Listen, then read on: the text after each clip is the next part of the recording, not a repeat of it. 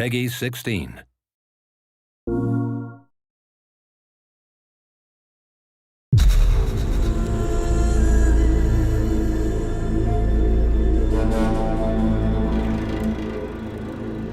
Hi, my name is Mark Norris, Senior Producer for Guerrilla Games on Horizon Zero Dawn.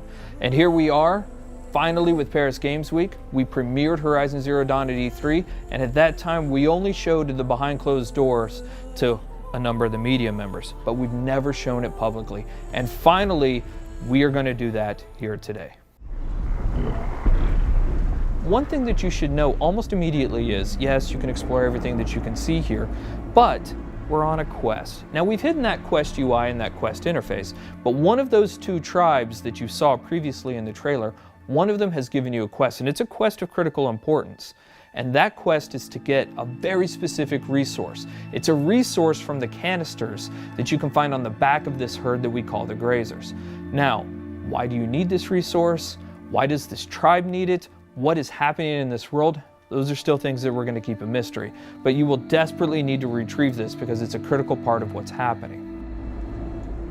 As you're looking at this screen, for the very first time, you're going to notice some of our UI or our HUD elements. Now, the art on this isn't exactly final, but you can start to see how the game is really starting to creep into what we're doing. You can see in the top middle part of the screen that there is a compass. Now, we've hidden our quest markers and our quest objectives, and we'll talk about a quest here in just a moment, but you can see a compass certainly denotes an open world style of adventure.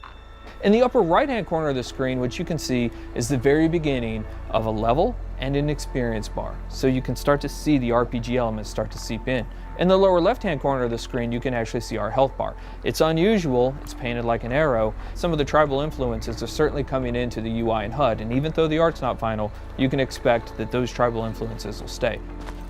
You've seen a number of locales inside of the trailer for Horizon Zero Dawn. You've seen some desert, you've seen some snow, and of course you see here the forest.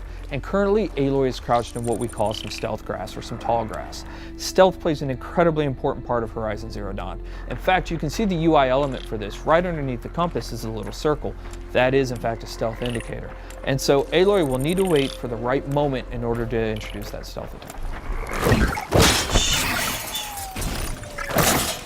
Sorry, little one. So we mentioned that there are a couple of RPG elements, right? One of those things that you just saw, especially if you've got the keen eyes or if we zoom in on it, is the number 825 that just popped up. So that number 825 is incredibly important. Why? Because it denotes that there are, in fact, RPG elements hiding behind the hood. That is a damage value. We call that floating combat text, and you can see that number pop up. But now we've actually also gotten into the loot menu. Now, we've described previously how important the machine parts are to the world of Horizon Zero Dawn, but here we're showing you some of those parts. In fact, that flame coil that you can see on screen is one of the elements that's required to build explosive arrows. Now, machine parts are incredibly important.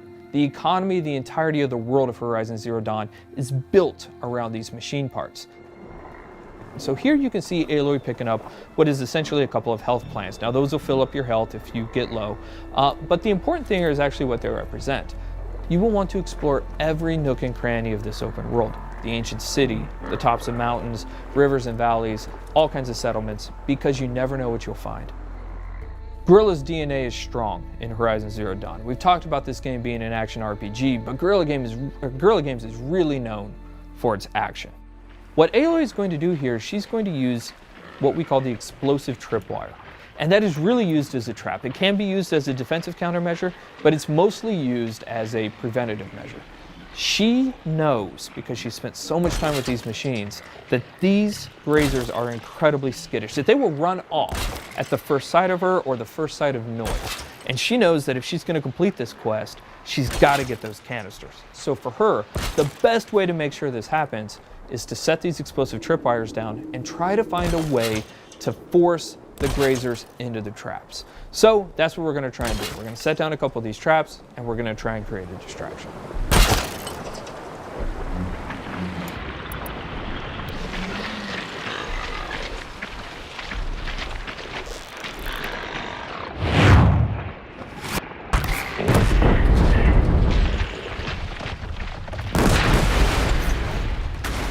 The machines in Horizon Zero Dawn do have herd-like activities.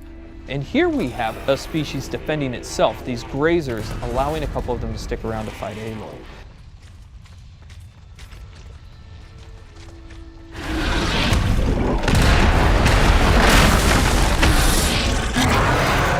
This is the mighty Thunderjaw. One thing that you will immediately notice is the size differential between Aloy and the Thunderjaw. The Thunderjaw is 24 meters long and it's 10 meters wide. It has 93 destructible armor plates, each with its own health value, and it has 271 animations and 67 VFX. It has 12 attacks, it's 550,000 polygons. And so what we're taking a look at here is actually some of the strategic and tactical elements of a fight that Aloy will want to think about when she gets engaged with the Thunderjaw. So we're going to take a look right here at the fact that there is actually some weak points on the Thunderjaw. As you're taking a look at the leg here, that orange muscle that you can kind of see underneath there, that is also a weak point. If you're able to hit that, you're able to do 4 times the amount of damage that you would ordinarily do. Now the question is, how would you actually take off that armor plate? Now we give you a couple of options there, but the best option is to use the machine itself. So we're taking a look at the disc launcher right now, and you saw earlier in the E3 trailer that you can shoot off the machine. You can shoot off the disc launcher, but you didn't know why we did it. The reason why we did it is because it takes a lot of arrows to knock off a Thunderjaw's armor plate. But if you can knock off its disc launcher, you can pick the disc launcher up and use its own weapons against it, and that's one of the best ways to take down the Thunderjaw.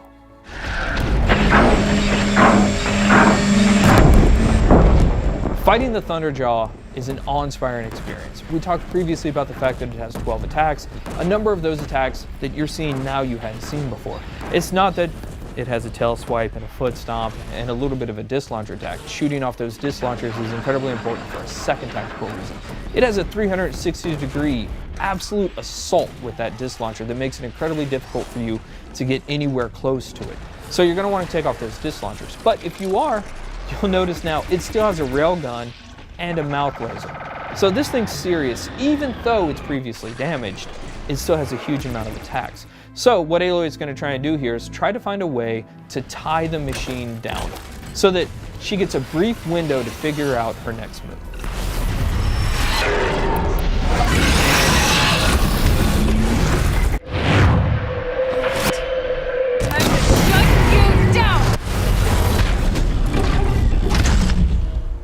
So that was the playthrough of the behind closed door session of Horizon Zero Dawn. We cannot wait to show you more. We're going to show you something brand new and something huge next year. Thank you.